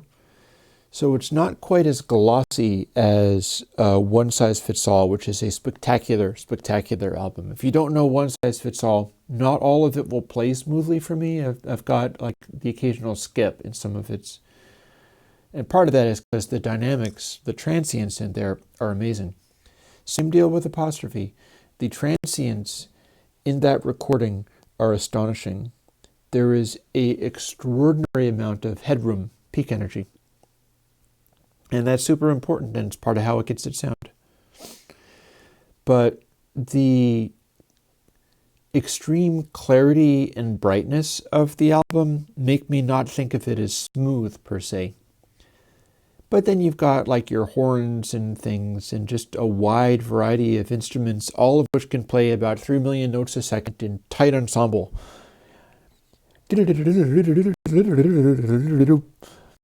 And so I'm not sure if, smooth is the word I would use, but delightful is certainly a word I would use. Oh, and since the black page is not an apostrophe, can you just talk a bit about that composition? Maybe a little bit, yeah. I got a little less than 15 minutes to go. If the camera holds out, I'm gonna check it and see how much battery was left, because I'm super curious now. And if it survives to the end of the stream. And I've also been thinking about the black page because one of the people that I follow on YouTube, there's a bass player called Adam Neely who does a lot of theory type stuff, and he's a complete jazz nerd. He came to my attention. He is also another Patreon guy. He came to my attention when he did a review of the movie, I believe it is Whiplash. And he had a wonderful take on it, which is like, this is not a jazz movie. This has nothing to do with jazz at all. This bears no resemblance to music. What this is a athlete training film. And it's perfectly true. That movie, even if it may be engaging and interesting, it's like, no, that's an athlete training film. That's like Rocky. And it has nothing to do with music, because nobody's really interested in music.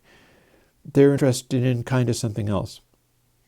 Well, this relates to the black page in that Adam, I think, has talked about it, but Adam's band, Sun Chaser, I think, something like that,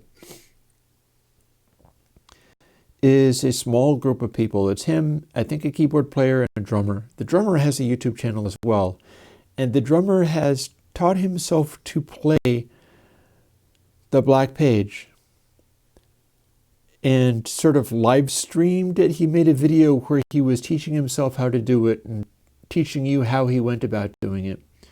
It's a lot of it is about counting. You're constantly counting everything. And Adam Neely's can play the black page. Like 99.9, well, maybe 99% of it. There may be bits that he misses. On the whole, he doesn't miss freaking anything. And it's quite glorious to see. That is great fun. So, the thing about the black page is the story around it. It was designed to tease Steve Vai, basically. I'm pretty sure it's Vai. And the idea is that if you are a musician and you're a session guy, you dread the black page. I don't follow Rick Beato. He feels too promo-y to me. I do know who that is, though.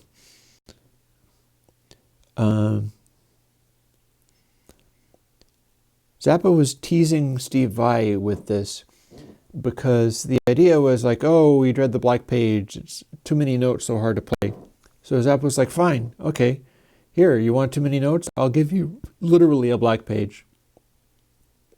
And it is extremely, I've done stuff like this in composition.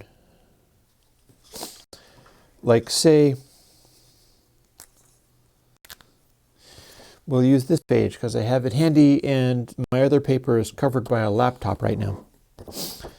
Supposing you have subdivisions 1, 2, 3, 4. So say instead of your 1, 2, 3, 4, I've drawn 5. 1, 2, 3, 4, 5. So you have a subdivision of 5. That also could count as a subdivision of 2. 1, 1, 2. What if you take, like, the 1, 2, 3, 4, and you divide one of them into 3s, like 1, 2, 1, 2, 3, 4, and somehow manage to count it so that that is subdivided into 3s, except for that this one part of the 3s is subdivided into 2,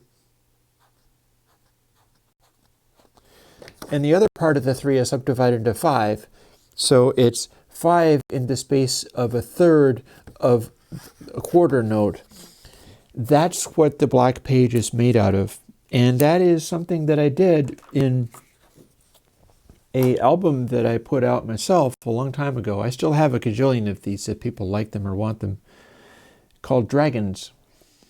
And I did tracks where I programmed a, like, practically an Apple II program. This is how far back it is. My Performa 575, which is a 33 megahertz computer with like 16 megs of RAM. And I think it was 16 megs of RAM. I could have made it as much as 20. I'm not making this up. And I wrote a program where I could take the MIDI sequencer, because this computer could not do audio recording. You couldn't do audio recording and playback on this. It wasn't strong enough to do like CD quality.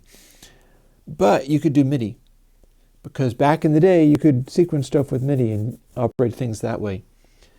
So what I did was I wrote a program that was capable of looking at these and going like, okay, MIDI counts this as like 1, 2, 3, 4, and each individual one has like 192 ticks in it. And my MIDI sequencer is allowing me to specify like which bar I'm in or which beat I'm on, and then which of the, I can space stuff out, take a note and say, okay, this note went from 0 to 37, and it just moved neatly over to there. And then as I played it through, it would sound at exactly that instant. So I wrote a program to do this kind of subdividing, where you would take this and then subdivide that and then subdivide that. So your four beats to the bar, and then 3 subdivisions to the beat, and then 5 subdivisions out of the third subdivision. And I wrote some parts that used stuff like that did things like calculated out what the numbers would be. I still have this code, I just don't have a lot of use for it these days. For taking a 4-bar length and spacing 23 or 27 beats across it, and it would tell me exactly which bar and which little hesitation it would be on.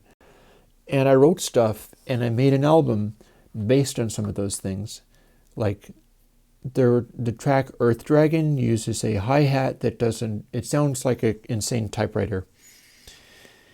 And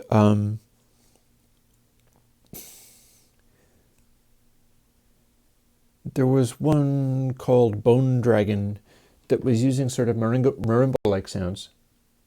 And Bone Dragon was the one where it was kind of Zappa-ish in a way. Maybe I'll find a way of playing that on stream somehow. But you'd have these little marimbas like,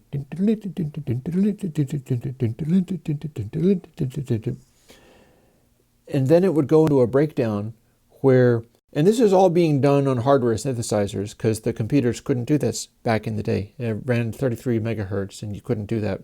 There were no DAWs. This was pre-Pro Tools first version. And it would go into a breakdown where I had a Kawai G Mega that let you program things so that you could like take a timpani sound and make it into a pad or make it into a lead. And because it's just a little rompler, but you could mess with it. And that would go into a sort of breakdown. Meanwhile, there would be a marimba in each side, and they'd normally be going along with each other or cycling. But then they'd be like, and it would be going into that 23 across 8 bars kind of thing. And the other one would be going into 27 across 8 bars kind of thing. And they'd be doing these different things, and they'd go wildly out of sync in this cyclical way until it would all lock back into one, and then clip, and they do a little riff, and then back into the thing. It was a cool little piece of composition back in the day. That was a long time ago. I should play that somehow. But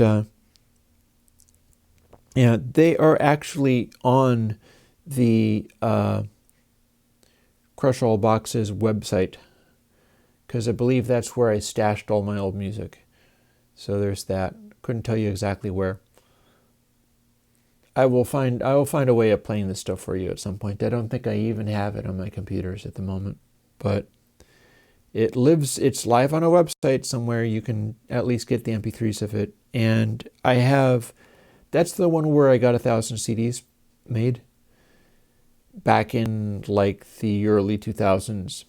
And I managed to sell about 200 of them, so I covered the cost of getting the CDs made, and now I have 800 of them left in boxes.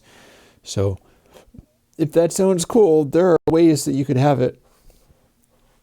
By definition, there are ways you could have that CD, because I have a whole bunch of them kicking around. I was originally going to be giving them away as part of a patron kind of thing. And then I decided, like, who has ever heard of this or would want it? So it's like, yeah, let's not bother. It's distracting. But it's something that I could give you. We will see. Boy, my throat is kind of hurting a little bit. Yeah, it's a grueling day. A grueling day of live streaming and wackiness. I promise I'll try to get the tech stuff sorted out. Although I gotta say that bits of the tech stuff I quite like. And I could technically put it on Bandcamp. I have ignored my Bandcamp. I did a little bit of that, and then nothing much is happening with it. The stuff that I do, as far as the current music, I'm doing too much of it to do in Bandcamp. I've limited it down to stuff that would fit onto a single CD, but it's still more of an improvisational thing.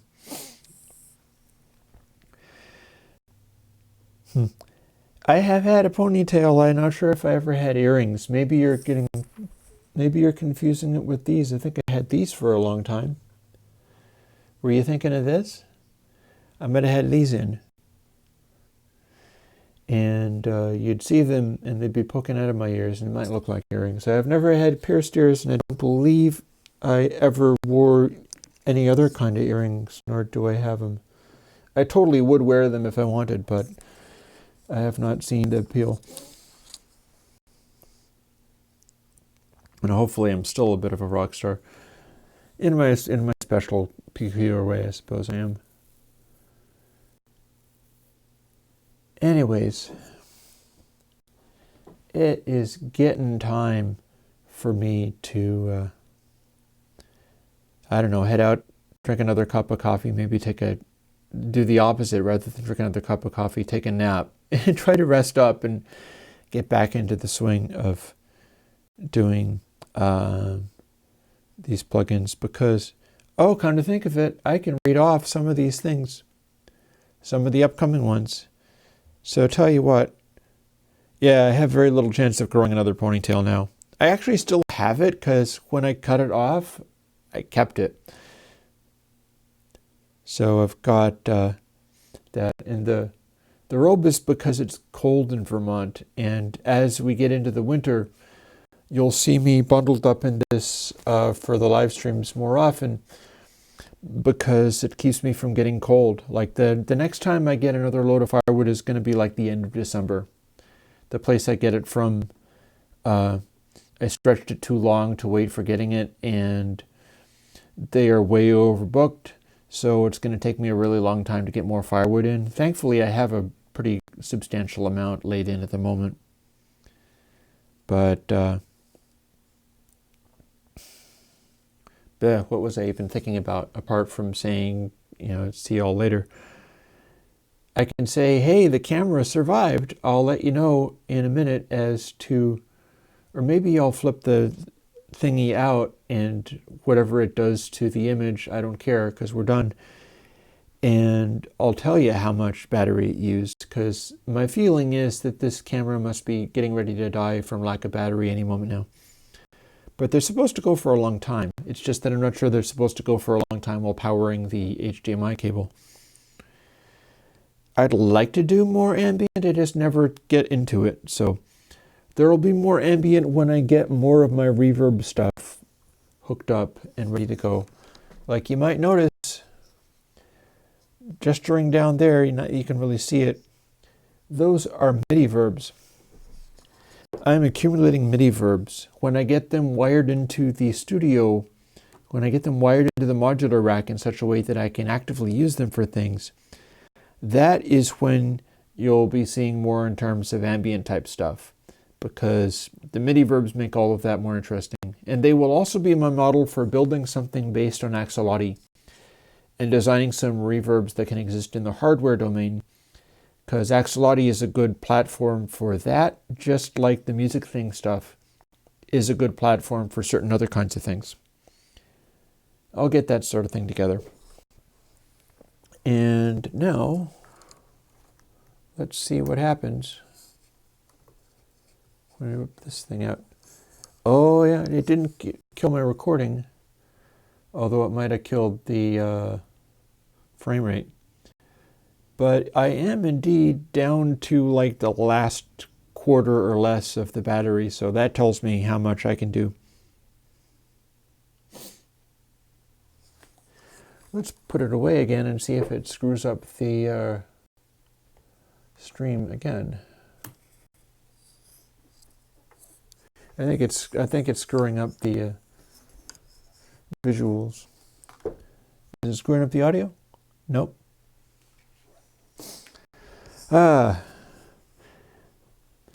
Keep the muffins coming. Alrighty. So this has been an adventure. This has been more of an adventure than I would usually like to do. I want it to be much more boring more of the time, because this is the kind of exciting that is nobody's friend. That said, we seem to have gotten through it. The camera has not died, and in fact I was able to not even break the stream. It didn't drop any frames, it just had horrible quality on a bunch of stuff. I'm glad that you're really excited about the Axolotl stuff, Acheroid, because I certainly do hope to do some things based on it. I was doing my original modular stuff, using it as a sort of clock and a brain, and I'm moving away from that, but I still want to use it, and there should be ways of building it into Euro stuff, as long as you're willing to get rid of part of the circuit board and rebuild some of the Jackson things. I feel like that is doable. I feel like I'll be able to do it, so that's exciting. And with that, I will say, talk to you guys later, and hopefully by next week I will have some of these tech details sorted out. I was going to mention, back in the day, this very computer that I'm trying to do the streaming on, which is struggling so hard to do anything, because it's a original Retina iMac, was a pretty expensive machine. These days, you can get 2018 Mac Minis that are more powerful than any Mac being made, short of the Mac Pro that's not out yet. In single-core performance, the new Mac Mini beats everything. So, let me see whether I can get that together. And the nice thing about the Mac Minis is that they're not as expensive as all these other ones. They start at a very low cost, and you can use something like OWC, which is Otherworld Computing, to get RAM for them rather than getting your RAM from Apple. So you get the minimum from Apple and then do outboard stuff. And that means you get to start with a fairly minimal, like you don't have to pay for like the Apple RAM specifically.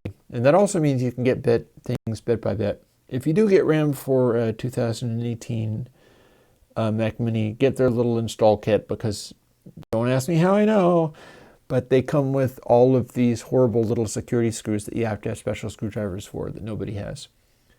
Anyways, that said, I'll talk to you later. Bye-bye.